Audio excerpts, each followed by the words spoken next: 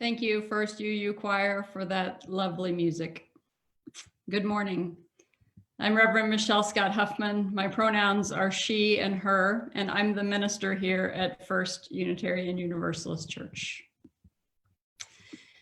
In 2016, I organized and facilitated a panel discussion on racial bias in policing with a representative from the Highway Patrol, the Jefferson City Police Department, and the Cole County Sheriff's Department, along with the president of the state NAACP chapter and a student from Lincoln University. Panelists were given a series of questions to contemplate in advance and respond to on the panel. And then the audience was invited to speak, either asking questions or just sharing an experience or concern. I had been a part of similar meetings in recent months and had observed that most of them had ended abruptly with yelling, tears, finger pointing, and even more deeply entrenched stances. And I knew that we had to do something different. When the panel had finished sharing their responses to the questions and it was time to open the floor to comments and questions from the audience, I outlined the process and shared something of a covenant that we would follow. Understanding that people had important stories to tell about their experience and knowing that every time they told those stories, in the places where they needed to be heard, their experience were immediately discounted, rebutted, and dismissed. I knew it was my responsibility to hold those stories with great care and intention. So I instructed the panel that if they were offered a question, they should answer. However, if someone just needed their story to be heard, they didn't get to respond, except that at the end, the person would say, "Just hear me," and everyone in the room would respond, "We hear you." At the end of the event, I was surprised by two things. First, the extent of the anger that some of the panelists had, specifically toward me, for not being able to defend themselves and to discount the experiences shared by the community. And second, the extent of the relief and appreciation shared by community members who had been trying to tell their stories to these same people for years and had never been heard. It was a moment of important learning for me. I realized that in a tangible way, both my power to create space for silenced voices to be heard and my responsibility to do so at every opportunity. The reality is that some of the people on the panel that night stayed mad until they had forgotten both why they were mad and the impact that personal stories might have had on them. But some of them were changed by what they heard, because there were no words immediately spoken to erase what they had heard. And the stories were given space to sink in. The other reality is that there are probably notes in some Highway Patrol database that say if Michelle Scott-Huffman invites you to speak on a panel, the answer is no. Oh well. David Augsburger has said being heard is so close to being loved that for the average person, they are almost indistinguishable. The theme of deep listening probably couldn't have come at a better time for us. We are, as you all know, in the midst of a time of deeply polarized public discourse, where talking and listening to one another seems to have been mostly replaced with shouting past one another. Listening seems to be increasingly rare, and deep listening even more so. The poet Marilyn Nelson offers hope that our conversations can be different, even impactful and life-giving, in her poem, Generous Listening. A conversation can be a contest or a game of catch with invisible balloons. They bounce between us, growing and shrinking, sometimes floating like cloud medicine balls, and sometimes bowling at us like round anvils. You toss a phrase and understanding blooms like an anemone of colored lights. My mind fireworks with unasked questions. Who is this miracle speaking to me? And who is this miracle listening? What amazingness are we creating? Out of gray matter, a star spark of thought leaps between synapses into the air and pours through gray matter into my heart. How can I not listen generously? Personally, I'd like to spend time in conversation with Marilyn Nelson. It sounds wonderful. She sounds like a person who can open up a conversation partner to new possibilities with her passion for shared dialogue and the magic that might come of it.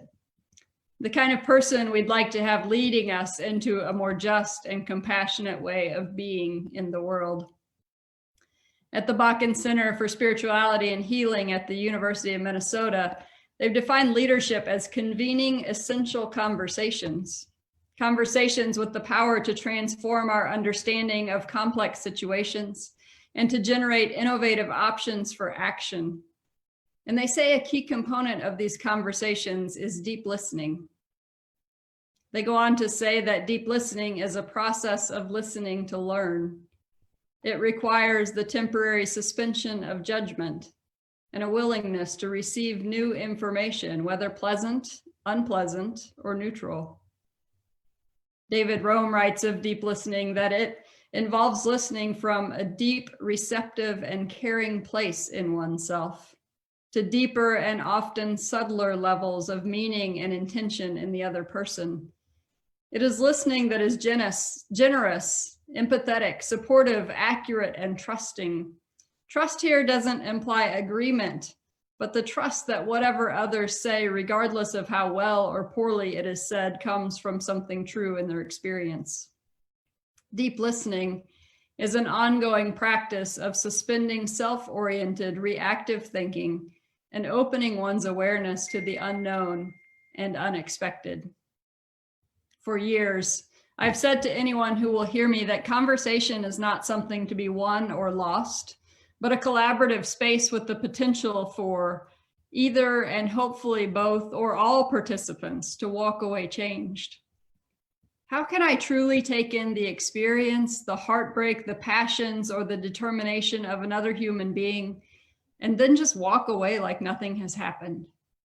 Some wear this as a badge of honor, the ability to be unmoved and unchanged by the story of another. Indeed, some parents and even churches send their children off to college praying that they will emerge 4 years later unscathed, unshaken, and unchanged. That's not a badge of honor in my estimation. It's a tragedy, and an expensive one at that. Thankfully, there are folks on college campuses and out in the world doing work to help us learn generous and deep listening. The Bakken Center at the University of Minnesota even outlines practices for deep listening at both the individual and the group level. Individually, they say a practice for deep listening is to listen for what is alive in a person that hasn't been spoken yet. What are the speaker's deeper feelings and desires, emotions, wants, and needs? Another practice is to reflect back what you hear. But moving beyond the formula of what I hear you saying is to a place where your reflection offers a genuine understanding and empathy for the speaker's meaning. To their reflection practice, I would add, how can we offer presence and even silence as a space for speakers' stories to land softly and take up their own space, rather than immediately wrapping someone's story up in our own experience and shifting the attention to ourselves? How can we ask questions that are in service to the speaker's deeper revelation and self-disclosure, as opposed to our own curiosity or confirmation bias? These practices for interpersonal communication are like gold or stardust or a miracle, as Marilyn Nelson says in her poem. So imagine the power when we begin to apply them to groups and institutions. The Bakken Center suggests that a practice for deep listening on the group level involves listening for patterns and themes and synthesizing what you hear. By reflecting a system back to itself, the system can self-organize in new ways. Listen for what may be alive in the room but has not yet been explicitly named. In that room, in 2016, with police representatives and community members, patterns and themes emerged because more than one story was heard before it was shut down or before the event devolved into shouting and finger pointing.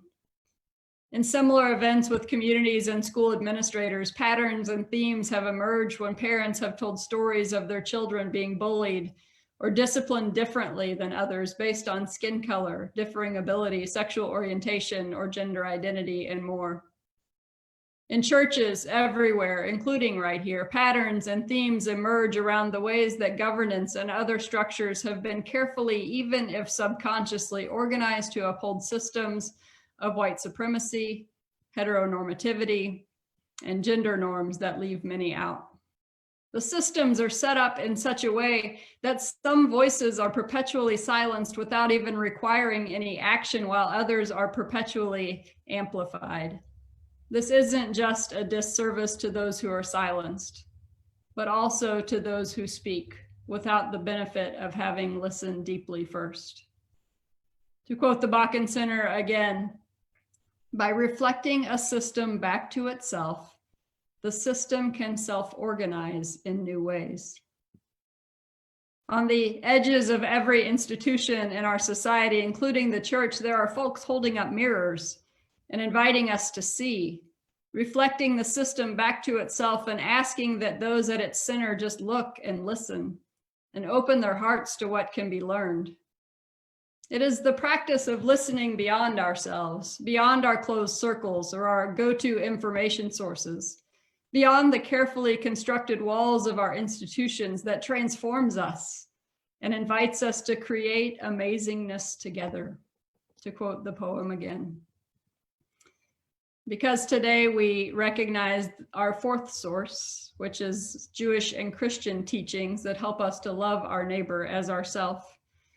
Today, I remember that in the Christian tradition, more specifically the Roman Catholic tradition, today is the feast of St. Francis. I'm simultaneously excited and a little salty about it because I was supposed to take a pilgrimage through Italy this summer, visiting historic sites related to Saints Francis and Clare, and well, you know, Corona happened. So the fact that the Pope traveled yesterday to Assisi in his first trip outside Rome in the time of COVID to celebrate the feast of St. Francis with the signing of his new encyclical makes my heart happy. We can talk another time about my Pope crush and the book I intend to write about it someday. But for today, I think this is important. Even to us who are religious and non-religious in many different ways, because on the feast of St. Francis, 1.2 billion Roman Catholics and a growing number of mainline Protestant Christians hold up and celebrate the life and ministry of someone who listened beyond. St. Francis listened beyond his wealthy family to enter a vow of poverty and solidarity with the poor. He listened beyond his society's call for young men to go to war and to kill those who believe differently, crossing the lines of the crusade to hold a dialogue with a Muslim on the other side, and eventually solidifying his commitment to peace in all situations. He listened beyond the voices of the institution that told him that to become more holy was to be increasingly separated from the commoner and set apart in bright, expensive clothing in walled-off spaces for the religious elite. He even listened beyond the commonly accepted understandings of what constitute a brother, in his words, what I might call more gender neutrally a neighbor, to include lepers, the poor, all of the animals, even the rocks and trees, making him eventually the patron saint of ecology. Pat McCloskey says it well in his article, Clare and Francis, Assisi's Most Dangerous Citizens. He writes, in August of 1212, in the small Umbrian city of Assisi's post office, had they displayed wanted posters, Chiara di Favarone, Offreduccio, and Francesco Bernardoni might have been on them. Their crime, seriously disrupting the social, economic, and religious stability of their native city. And so, 800 years later, when the new Pope chose to be called Francis, he was intentionally saying that he would be listening beyond the institution, beyond its customs, beyond its long-held understandings of who matters and who doesn't, and beyond those at the center, to the edges, where the marginalized give voice to the very real struggles that every institution must face, and must face now, with an openness to the ways that those voices will change them. And today, when Pope Francis chose to leave Rome for the first time in many months to travel to Assisi and sign his latest encyclical, I give thanks for those who are willing to work to transform institutions from the inside by listening beyond to the voices outside and following their lead.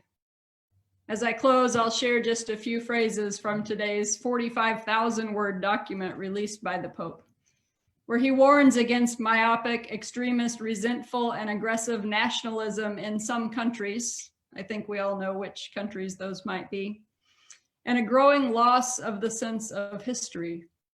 Francis notes that the crisis has reinforced his belief that political and economic institutions must be reformed to address the needs of those most harmed by it. The global health emergency has demonstrated that no one can face life in isolation and that the magic theories of market capitalism have failed. And this: anyone who thinks that the only lesson to be learned was the need to improve what we were already doing or to refine existing systems and regulations is denying reality. Now, hear me when I say that even with my Pope crush, I don't think the Pope has it all right. Far from it, in fact. To be honest, I don't think any of us do. But I hold this up as an example of the ways that listening beyond whatever boundaries are keeping us from growth and transformation can have an important impact. May we be inspired by those who boldly challenge systems of dominance and oppression from within and without.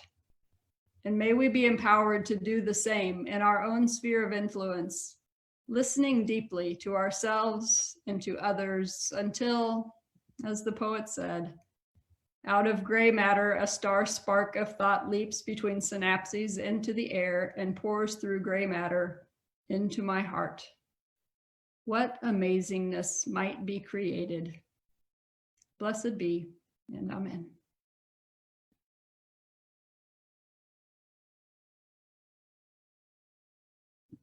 Our interlude is Find a Stillness, performed by the virtual First UU Choir.